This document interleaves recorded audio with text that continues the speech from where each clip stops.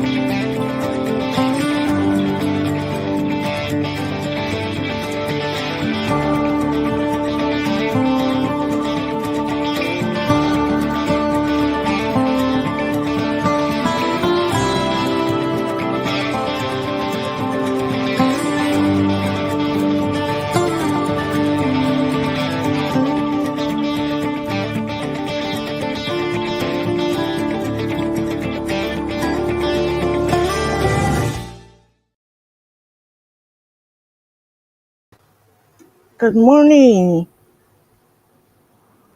Happy Saturday to everyone. I think I am live on Facebook. Let me check my Facebook real quick. Hello, KT Spirit.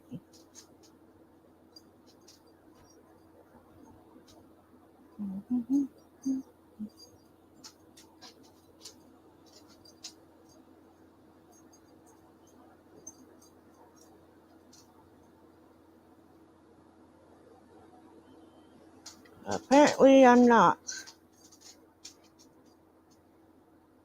So I tried to get it to where I could go live on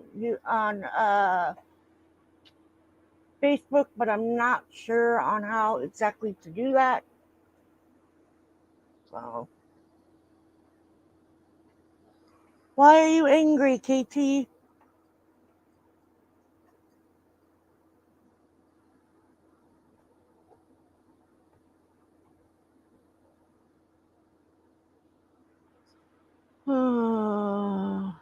Let me see.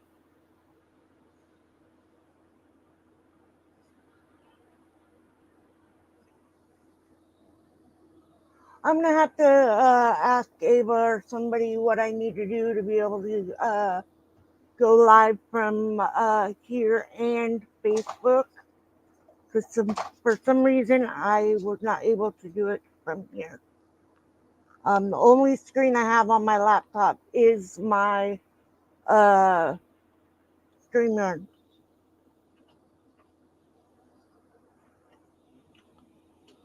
So, anyways, today is AA Day.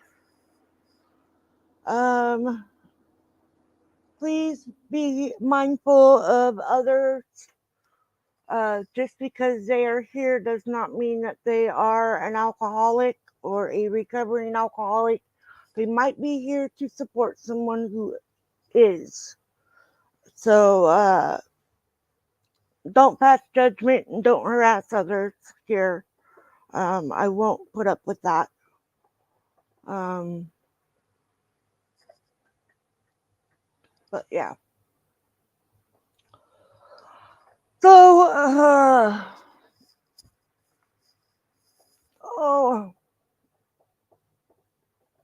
today is a new day.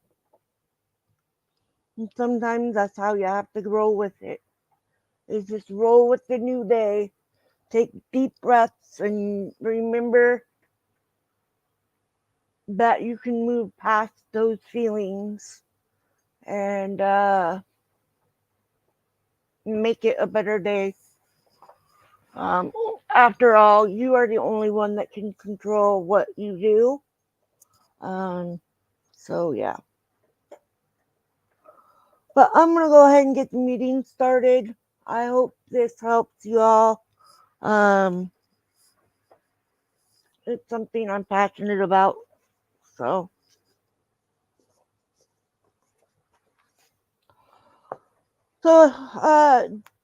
if you go into the description for the live stream when it's over, if you are watching the replays, it will tell you, it'll have a spot where it says more under the video.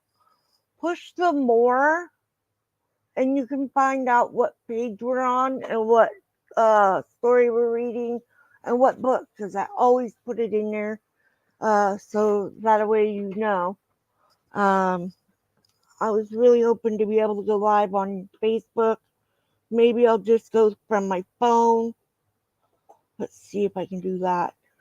Um, over there to my.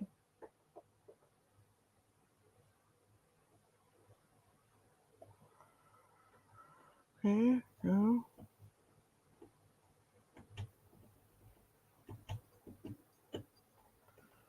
Aha, live video.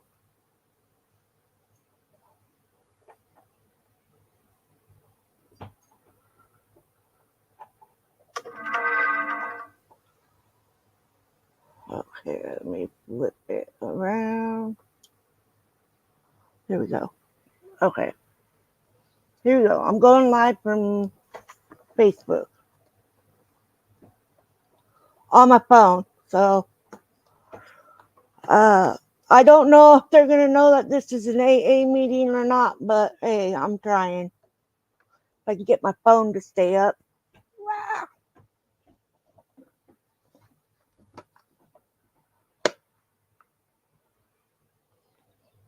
It's not perfect, y'all.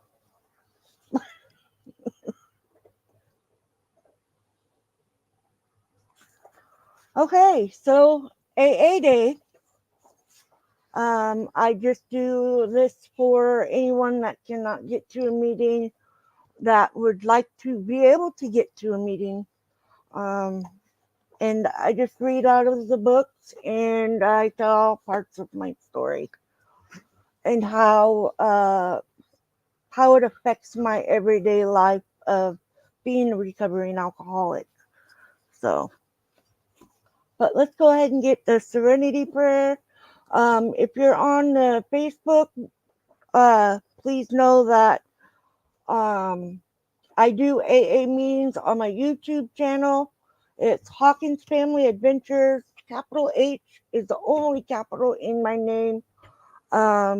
It has mountain and uh, adventure stuff in the picture. So please tune in on YouTube if you can. If not, I'm going to keep going here and include everybody that wants to be here for a meeting and they can get a meeting. So, and my meetings don't go perfectly. I don't have a script. I just go with what I know and what I read. So, let's go ahead and get into that serenity prayer and then get into the steps and traditions and have our meeting. God, grant me the serenity to accept the things I cannot change, the courage to change the things I can, and the wisdom to know the difference. And this is the first time I've gone live from Facebook. So, hello, I know you're here. I don't know if you want me to say your name or not. So, I will refrain from that until you say it's okay.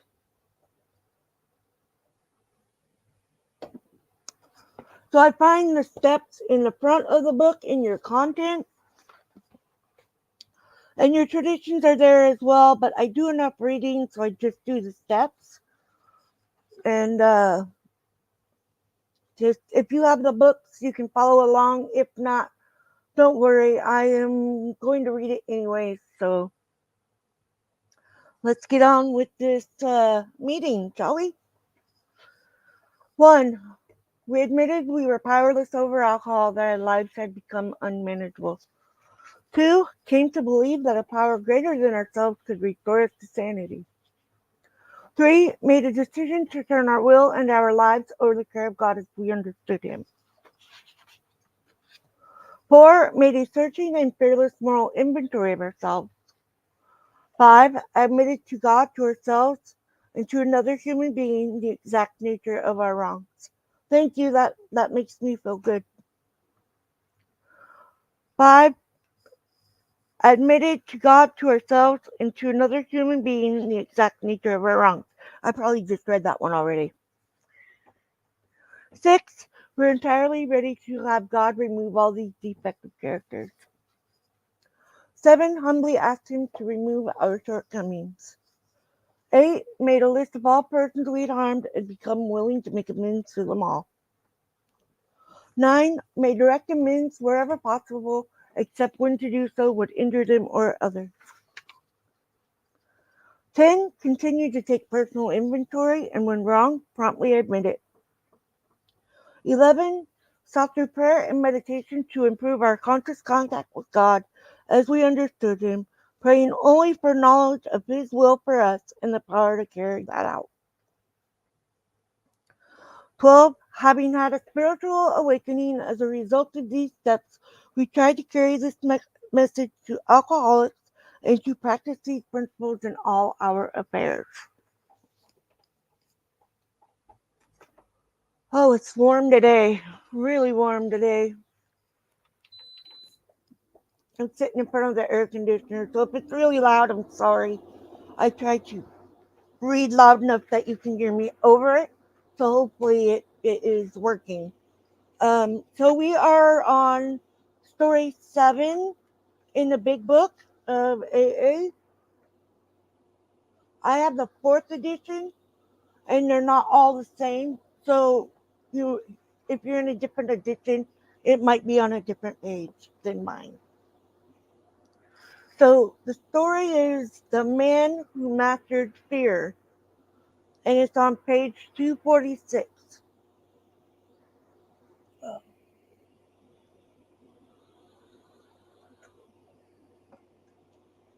Okay.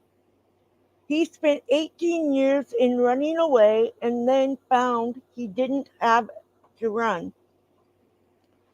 So he started AA in Detroit. For 18 years, from the time I was 21, fear governed my life. By the time I was 30, I had found that alcohol dissolved fear for a little while. In the end, I had two problems instead of one: fear and alcohol. I came from a good family. I believe the sociologists would call it upper middle class. By the time I was 21, I'd had 6 years of life in foreign country, spoke 3 languages fluently, and had attended college for 2 years. A low ebb in the family fortunes necessitated my going to work when I was 20. I entered the business world with every confidence that success lay ahead of me. I had been brought up to believe this, and I had shown during my teens considerable enterprise and imagination about earning money. To the best of my recollection, I was completely free from all or from any abnormal fears. Vacations from school and from work spelled travel to me, and I traveled with gusto. During my first year out of college, I had endless dates and went to countless dances, balls, and dinner parties.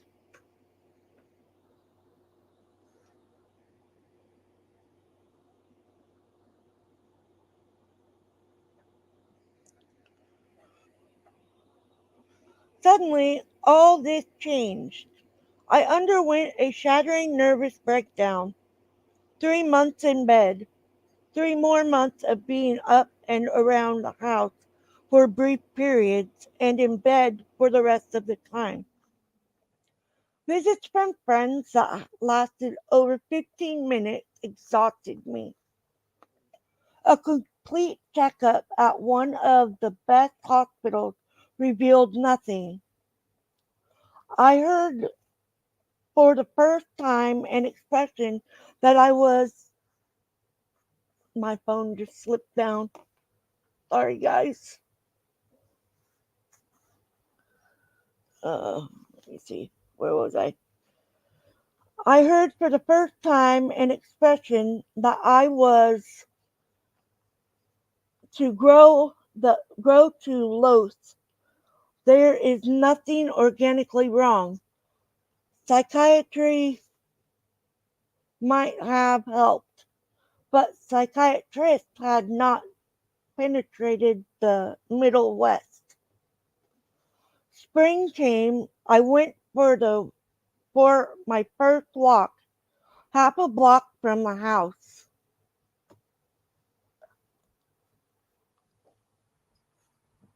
Give me a second. Oh, I'm trying to work this phone situation.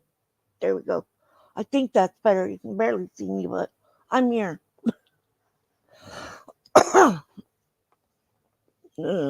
Okay. I tried to turn the corner. Fear froze me in my tracks, but the instant I turned back toward home, this paralyzing fear left me. This was the beginning of an unending series of such experiences. I told our family doctor, an understanding man who told who gave hours of his time trying to help me about this experience. He told me that it was imperative that I walk around the entire block. Cost me what it might in mental agony, I carried out his instructions. When I reached a point directly back of our house where I could have cut through a friend's garden, I almost overpowered by the desire to get home. But I made the whole journey. Probably only a few readers of this story will be able, from personal experience of their own, to understand the exhilaration and sense of accomplishment I felt after finishing this seemingly simple assignment. The detail of the long road back to something resembling normal living, the first short streetcar ride, the purchase of a used bike, which enabled me to widen the narrow horizon of life. The first trip to town I will not dwell on. I got an easy part-time job selling printing for a small neighborhood printer. This widened the scope of my activities.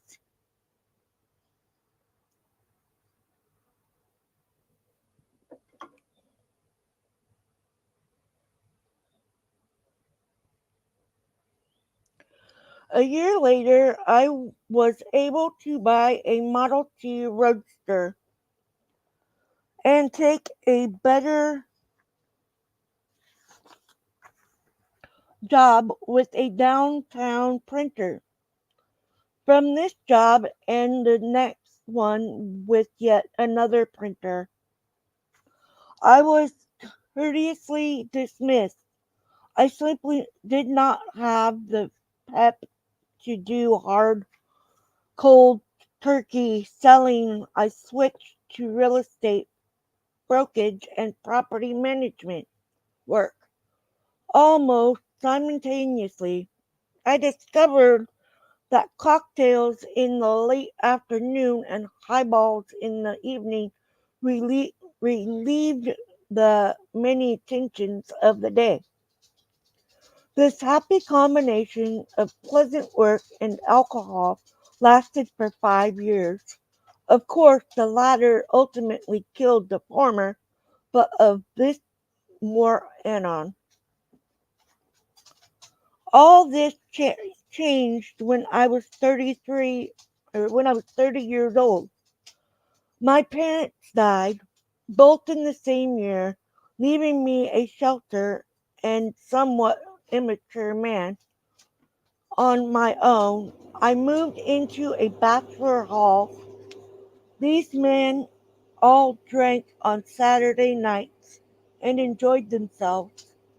My pattern of drinking became very different from theirs. I had had nervous headaches, particularly at the base of my neck. Liquor relieved these. At last, I discovered alcohol as a cure all. I joined their Saturday night parties and enjoyed myself too. But I also stayed up weeknights after they had retired and drank myself into bed. My thinking about drinking had undergone a great change. Liquor had become a crutch on the one hand and a means of retreat from life on the other. The ensuing 9 years were the Depression years, both nationally and personally.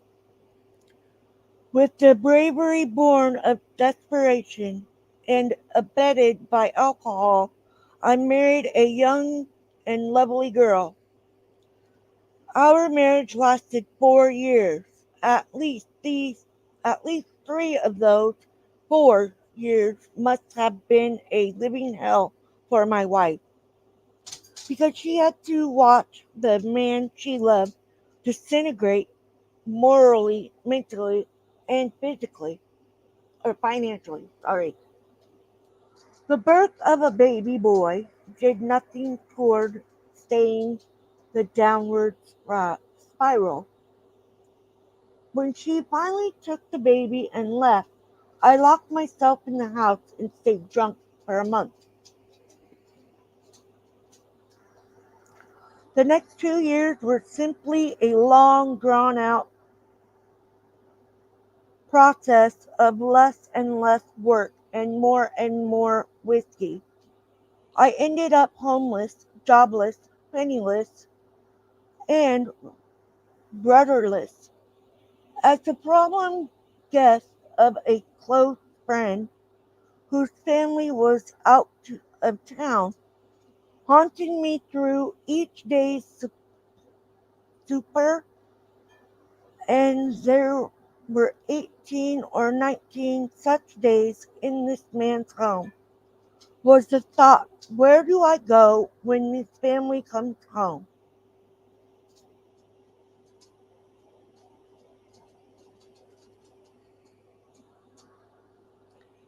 When the day of their return was almost upon me, and suicide was the only answer I had been able to think of, I went into Ralph's room one evening and told him the truth. He was a man of considerable means, and he might have done what many men would have done in such a case. He might have handed me $50 and said that I ought to pull myself together and make a new start. I have thanked God many times in the last 16 years that that was just what he did not do.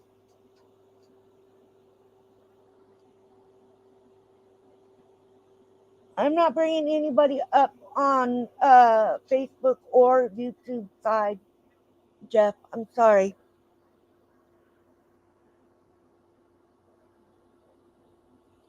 Instead, he got dressed, took me out, bought me 3 or 4 double shots, and put me to bed. The next day, he returned me over to a couple who, although neither was an alcoholic, knew Dr. Bob and were willing to drive me to Akron, where they would turn me over to his care. The only stipulation they made was this: I had to make the decision myself. What decision?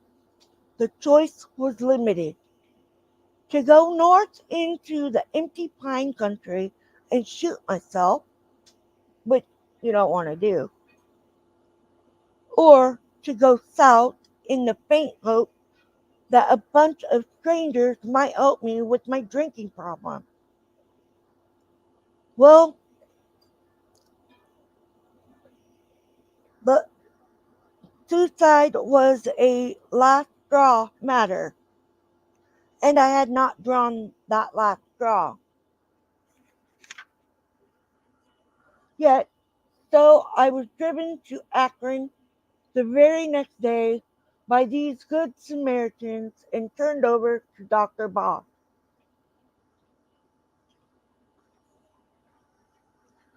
and the then tiny Akron group.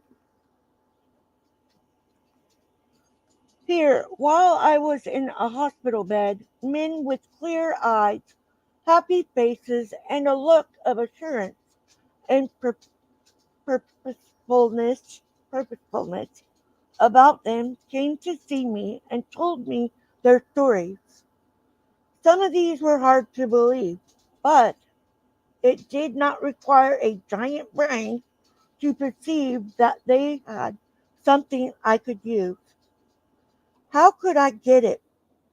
It was simple, they said, and went on to explain to me, in their own language, the program of recovery and daily living that we know today as the 12 steps of AA. Dr. Bob dwelt at length on how prayer had given him relief time and time again from the nearly overpowering compulsion to take a drink.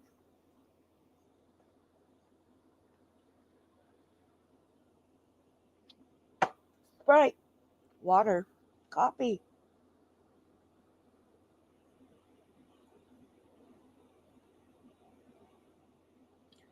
It was he who convinced me because his own conviction was so real that a power greater than himself or myself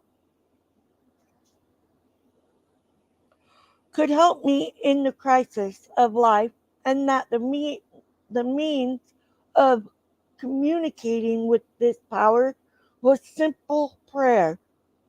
Here was a tall, rugged, highly educated Yankee talking in a matter of course way about God and prayer. If he and these other fellows could do it, so could I. When I got out of the hospital, I was invited to stay with Dr. Bob and his dear wife, Anne. I was suddenly and uncontrollably seized with the old paralyzing panic. The hospital had seemed so safe.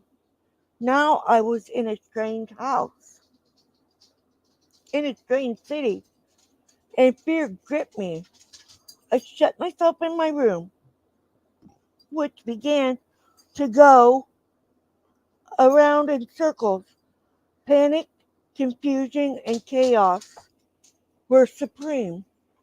Out of this male state, just two coherent thoughts came to the surface. One, a drink would mean homelessness and death. Two, I could no longer relieve the pressure of fear by starting home as was once my habitual solution or habitual solution to to this problem because I no longer had a home finally, and I shall never know how much later it was. One clear thought came to me: try prayer. You can't lose, and maybe God will help you. Just maybe, mind you, having no one else to turn to, I was willing to give him a chance. Although with considerable doubt, I got down on my knees for the first time in 30 years. The prayer I said was simple: It went something like this: God, for 18 years, I've been unable to handle this problem. Please let me turn it over to you. Immediately, a great feeling of peace descended upon me, intermingling with a feeling of being suffused upon me, suffused with a quiet strength. I lay down on the bed and slept like a child. An hour later, I woke to a new world. Nothing had changed, and yet everything had changed. The scale had dropped from my eyes, and I couldn't see life in its proper perspective. I had tried to be the center of my own little world, whereas God was the center of a vast universe of which I was perhaps an essential but a very tiny part. It is well over 16 years since I came back to life. I have never had a drink since. This alone is a miracle. It is, however, only the first of a series of miracles that have followed one another of one another as a result of my trying to apply to my daily life the principles embodied in our 12 steps. I would like to stretch for you the highlights of these 16 years of a slow but steady and satisfying upward climb.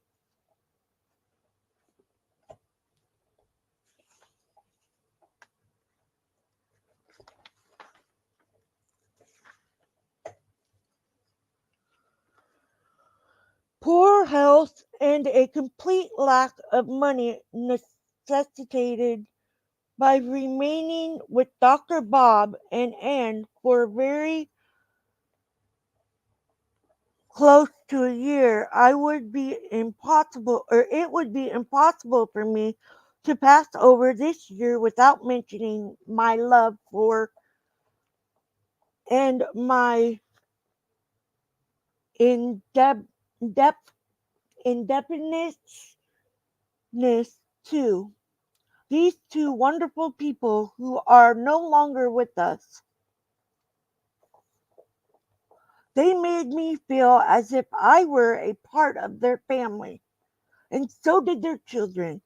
The example that they and Bill W., whose visits to Akron were fairly frequent, set for me of service to their fellow men imbued me with a great desire to emulate them.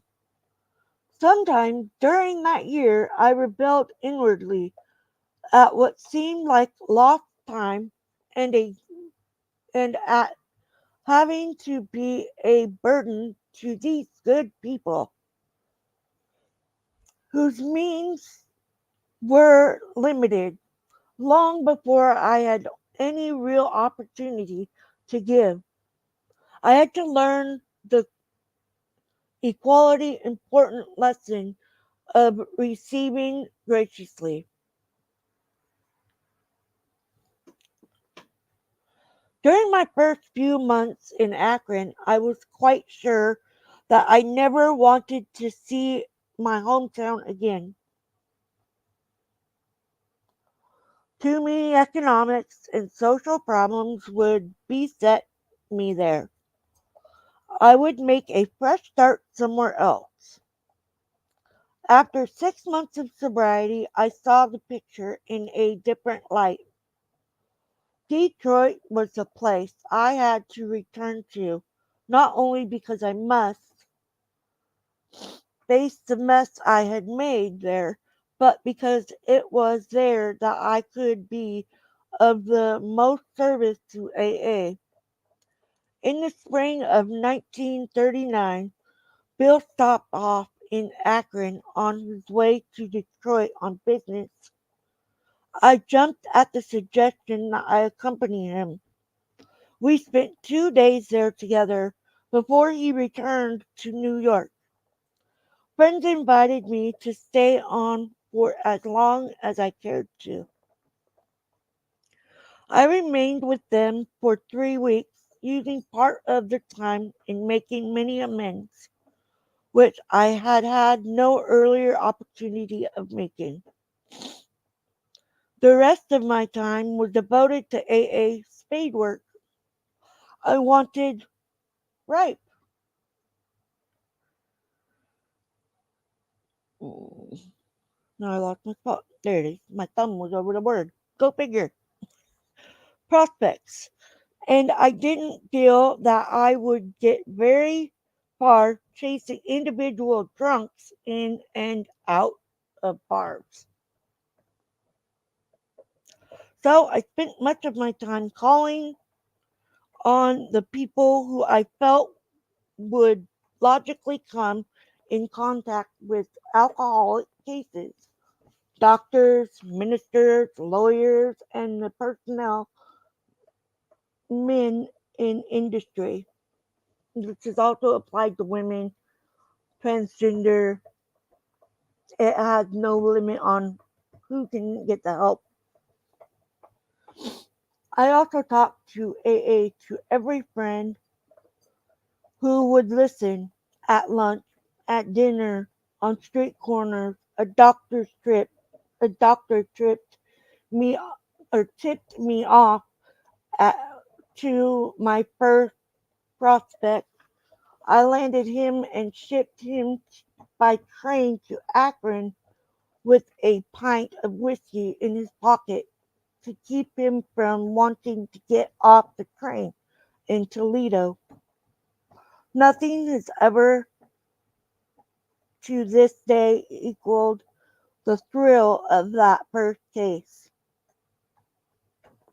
I'm going to stop there because it is a long chapter. Um, I get emotional when I'm reading this book now because it really means a lot to me, because these are things that happened to me in my sobriety journey, which I am so proud of how long I have been sober, and I have this amazing group of people that I don't talk to them every day. I don't see them every day, but I know that I am not the only one suffering. I know I'm not the only one that will get it. And I got this for free, so why not share it with you? This this sober life, it's hard. It's harder when you're trying to drink it away, because it's harder for your loved ones to see you go through that. And I realize now, 9 years later, that I have realized it sooner, but I'm just using it right now. Um, every day I see that I'm not that person anymore. I'm not treating somebody like that anymore. I'm not drinking to hide my feelings anymore. I have been sober. If I could read my phone, I would. I have been sober for 8 years, 11 months.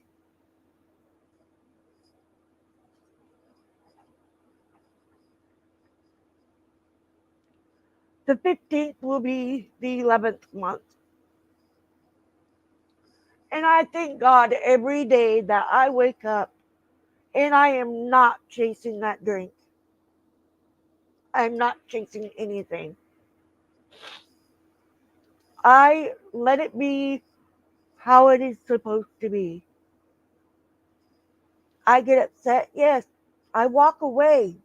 I will walk away and I will reflect to myself what just happened. And I always tell people, let me be for a little bit. I'm like not in a good spot right now. Just let me be. I will come back. And that's something that I had to learn about myself.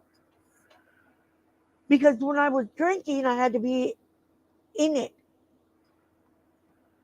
I was a social butterfly. And I was like, I was worried about who's going to be drinking beer with me, you know?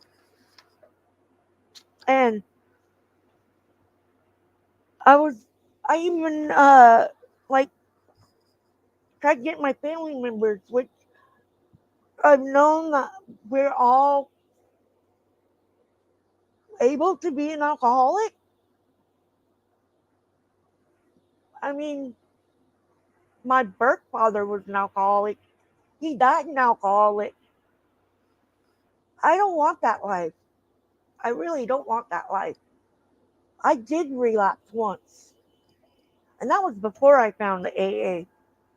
That was before a friend of mine told me and invited me to AA, and that's where it all started. I don't go to church. I'm not very religious. I don't push God on people because that's not my forte. But I will help this alcoholic who's still suffering.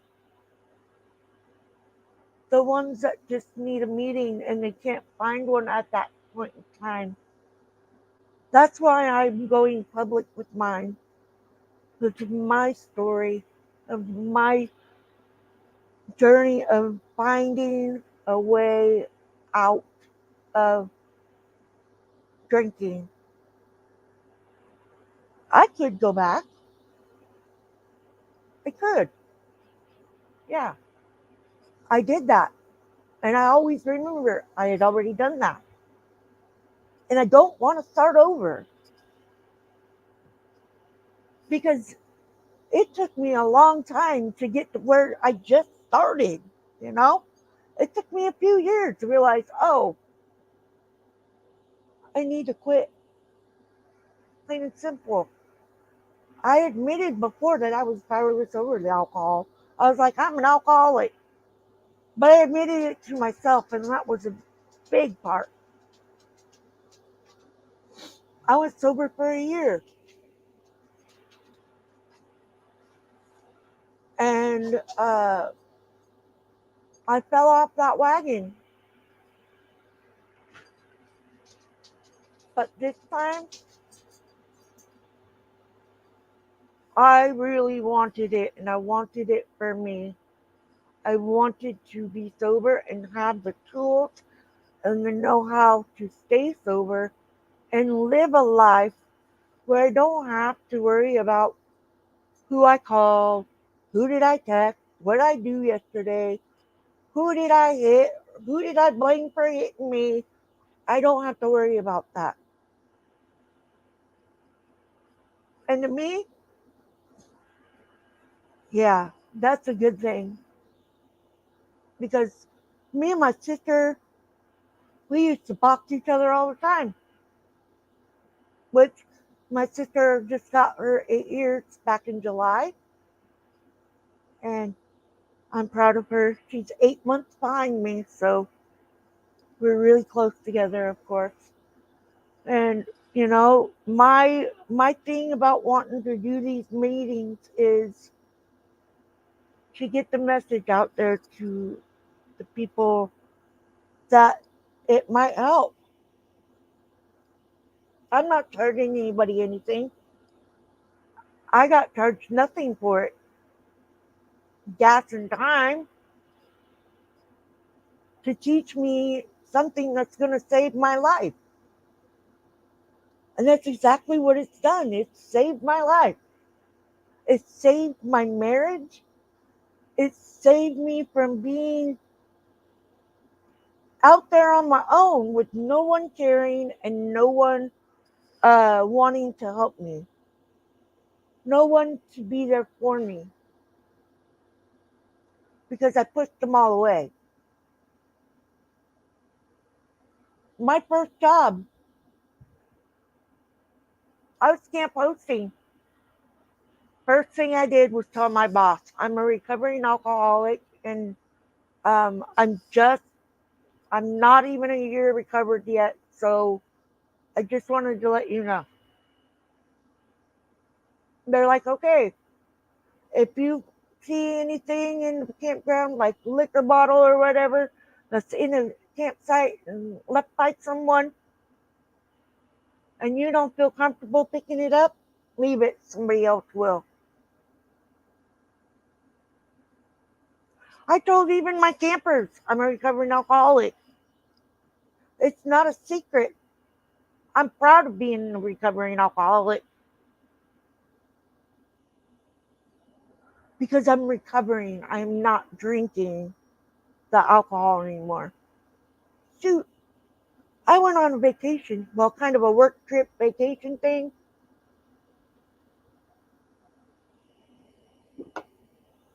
We went to Reno. We stayed in the Silver Legacy Casino Hotel. First time I'd been to California. First time I had been to uh, Nevada.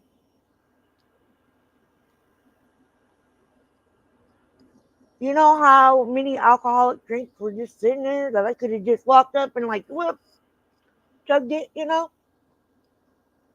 That would have been me a few years ago.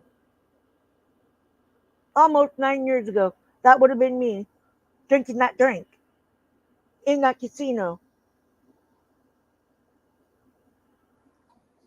But I didn't. And I didn't even know that you could smoke in here. So I was like, I'm gonna go outside and have a cigarette. I didn't realize you could smoke in the casino.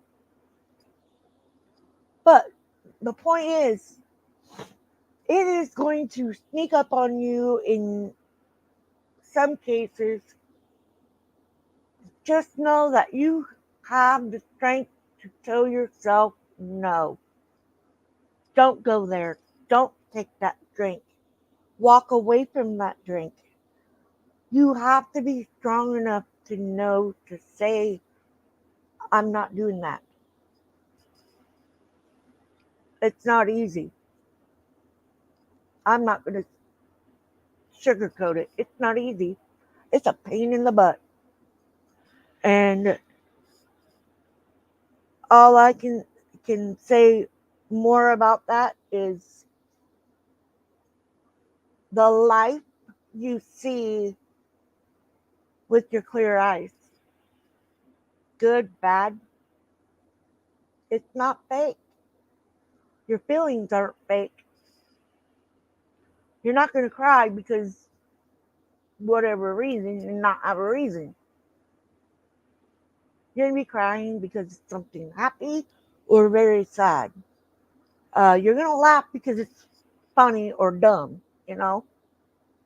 That's what I do. And you have to find humility in things. If things don't happen the way you want them to, like say somebody's not able to make it that date, okay, reschedule it. You know, it's life. You got to deal with it, roll with it. You know, and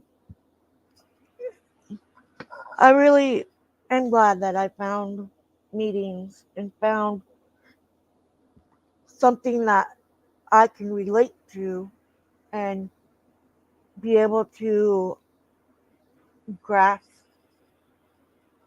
the tools that are simple because I'm not very intelligent. I don't claim to be and I don't want to be, but you know, I still am able to grasp this. I'm still able to pass it on and be a good person and help people who need the help and want the help or maybe they just don't even know that they need the help or want the help yet. Um, but I'm gonna have to. I don't know if I can. Maybe I can. Nope. Unable to open the camera.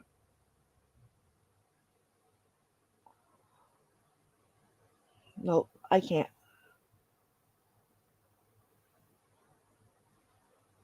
Nope.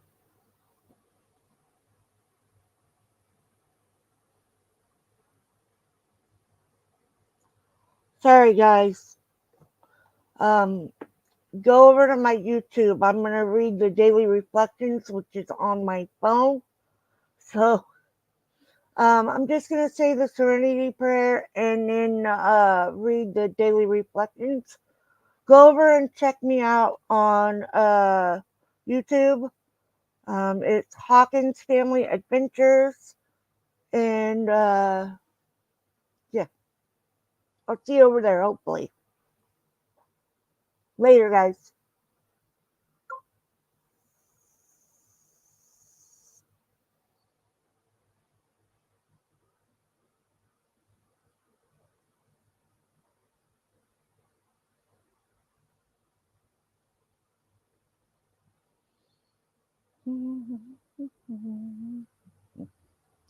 Okay, so I've been sober 8 years, 10 months, and 22 days, and for the days count, it is 3,248. And here is today's daily reflection. October 2nd. Continue to take personal inventory. 12 steps and 12 traditions. The spiritual axiom referred to in the 10th step. Every time we are disturbed, no matter what the cause, there is something wrong with us. Also tells me that there are no exceptions to it. No matter how unreasonable others may seem, I am responsible for not reacting negatively.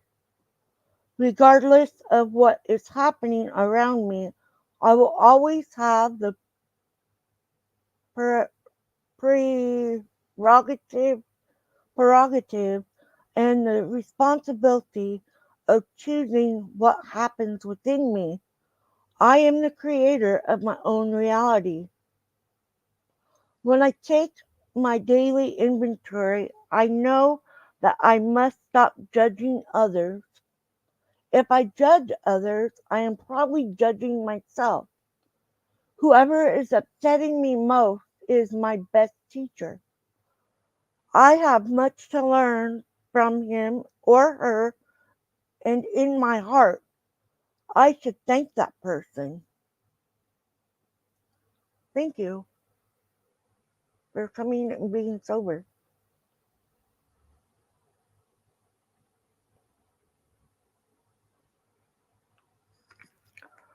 And with that, if there's any questions, I can answer questions. If not, it's okay. It's hot today. I'm sweating.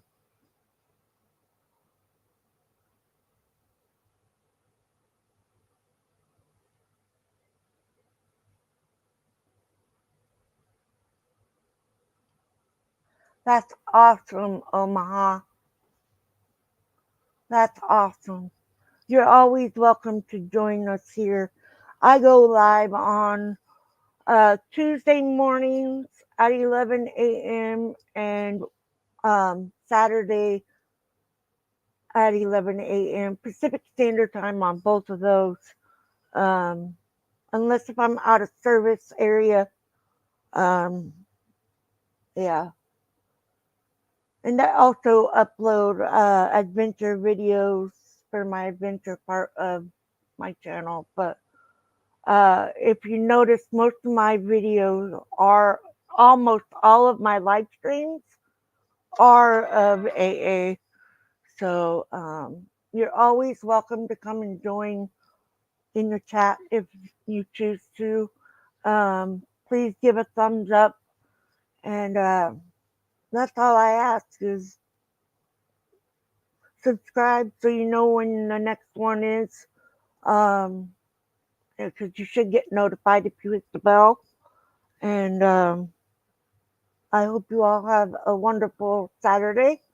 I'm gonna say the Serenity Prayer, and I'm on my journey to quit smoking again. So wish me luck. So I will let you all have the rest of your day. I hope you all are safe and enjoying this beautiful weather that we are having here anyway. Um, but be safe out there, be kind, and yeah. God, grant me the serenity to accept the things I cannot change, the courage to change the things I can, and the wisdom to know the difference. Keep coming back. It works if you work it. Love you guys. Have a good day.